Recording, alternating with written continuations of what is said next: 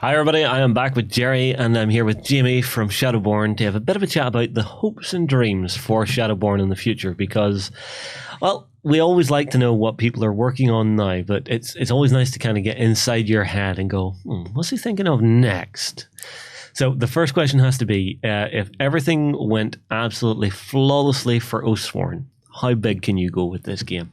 That sounds like a good future. I'd like to live in that future. So this is the world that we made. Like, we really care about this world, and we've been. It's just we have found that what we've had to do is leave a lot of ideas along the way that we want to pick up again later for this world. As we talked about, when we talked about like the cultures and the races and the areas and things, the history, past and future, and all these kind of places that we can go to with this game. So we've got a lot of stories we'd love to tell that we haven't been able to tell in this one game.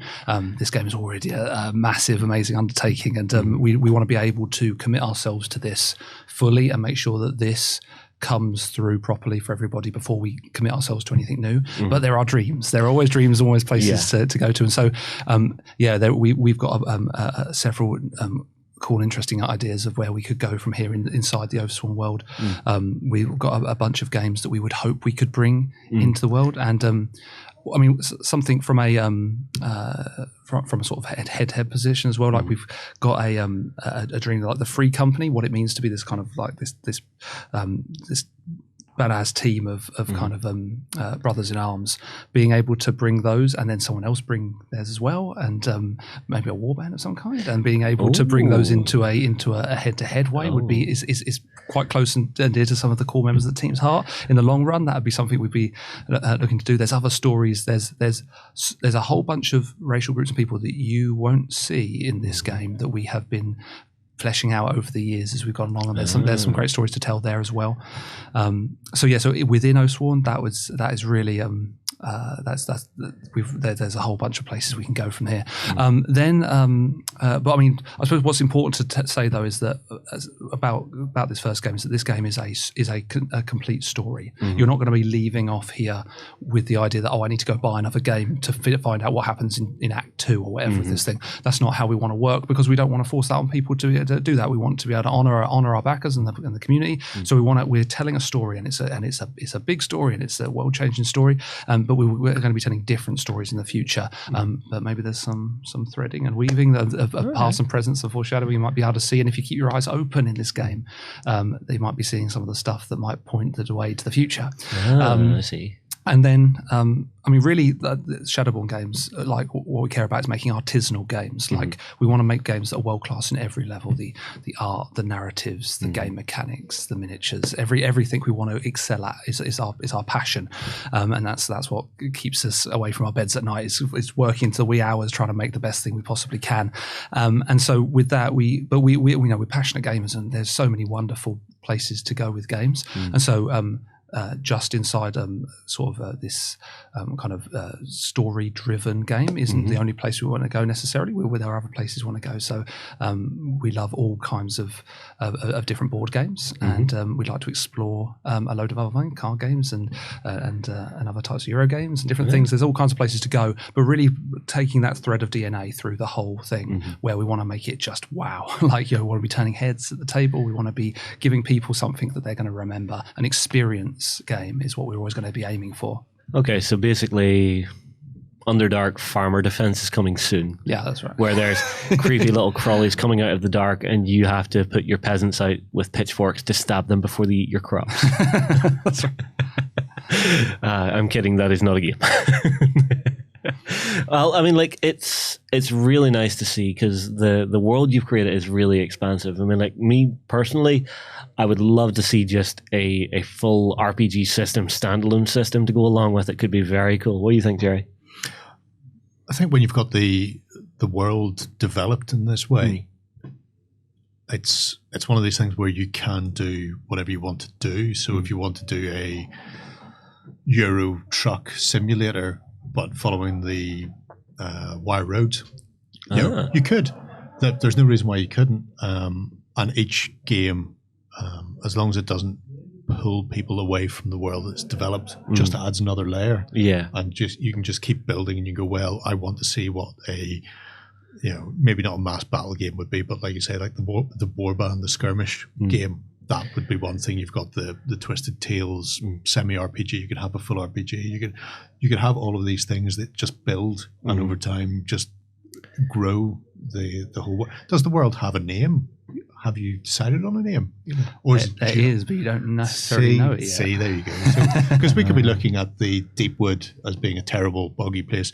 This could be one continent on the world, and the rest of the continents could be a delightful place that aren't full of vicious cestual-based trees. At the very edge of the Deepwoods, there might be a giant wall, and this is maybe just some form of arena where, a utopian, dystopia sort of society is just using it as entertainment, watching the mercenaries fight and try and survive. This is Saturday Night Live. That's it. We've got within that world, we've got so many wonderful stories to tell, and even outside of that world, new places to go to, like everyone's got I think it's like diets, isn't it? Like sometimes you want a good chunky fantasy game that's taking you back into this gritty kind of world. Sometimes you want to go into a sci-fi world. You want to be exploring space and seeing what the void has to offer. And so there's like different meals for different kind of appetites, and we'll see where we go. All right, so you're thinking sci-fi then, maybe? Well, I mean, there's amazing. I've ideas upon ideas.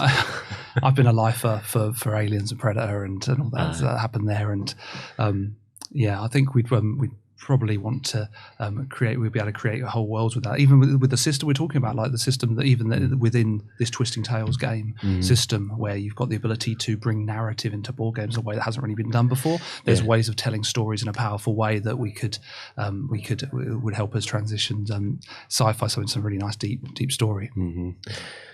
With the mechanics and the system that's set up, the only thing that limits you really is what you want to do with it, because the mechanics are there that you could push a historical game, a science fiction game, a pulp.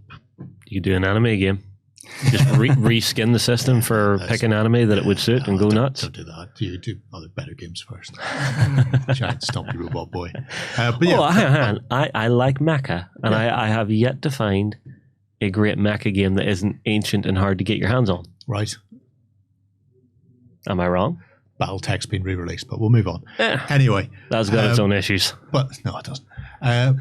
But the fact that you have this core system and that you can reskin and explore in and of itself means you're sitting at a cusp for a relatively young company where you can go, we want to explore the world of Oathsworn, and we're going to branch out beyond the game and mechanics that we've developed for that and deep dive into that. Or you can go, well, here is the system that we've developed for Oathsworn, and we want to branch off and do something that's completely dissimilar. We're not bound to anything. With that, it's quite nice that we can.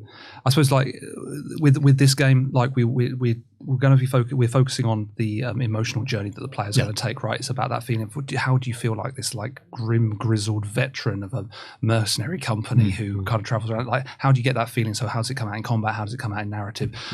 For another game, it would be a different emotion we're trying to capture, and I think that's that feeling of capturing experience, capturing emotion, and then building around that. So, there's got this seed that you then build mechanics and theme and art around, and going out. And so, the sky's really the limit with that.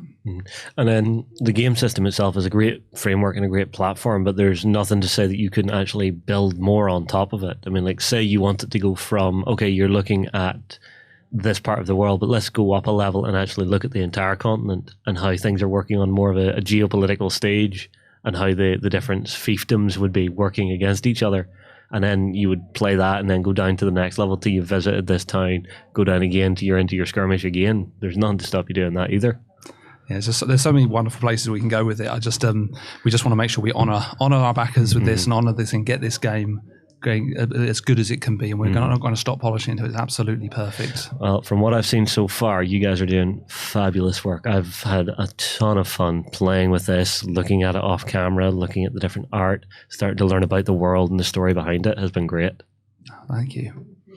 I'm really impressed. I really want to see where it goes. If you've got this essentially the first story with Oathsworn coming, and then it's, it'd be interesting to see where that saga goes. Where does the second story come in, and where does the third, and what exactly can the people expect and explore throughout the coming years with it? It'll be fascinating to watch a world as well constructed as this growing in front of you, because it's not often you get to see something this intricate from the start. A lot of companies have an idea for a game, and then it will be this is our tiny little pocket. This is where our game is, and it exists in a world, and someday we hope to get back to that world. But there's a real feeling that the world is there, and we're having a snapshot for this initial run into it. It's funny. One of the things internally that's fun is trying to keep our writers from writing novels, because they love it. They come up with an idea and they're like, "This is a novel. I've got a novel here." Like, it's like, no, focus on the game. Let's do the game for a bit, because yes, but I've got this other novel, another idea, and I've just had another one. And I think there's like this entire library of books to be written that our writers would love to get their teeth into. That excites me as well. Things, yeah. So there's a whole bunch of there's tales to tell, characters to meet, and places to go, and when the time is right, when the time is things, we'll hopefully be able to dig into some of that as well. All right, well, Jamie, thank you very much for taking the time to talk to us about the hopes and dreams for the future of the company. The future's bright. The future's Shadowborn. Thank you, Chad. All right, everybody, tell you what, if you have any questions, get them in below, and we'll move on. We will see you again very soon.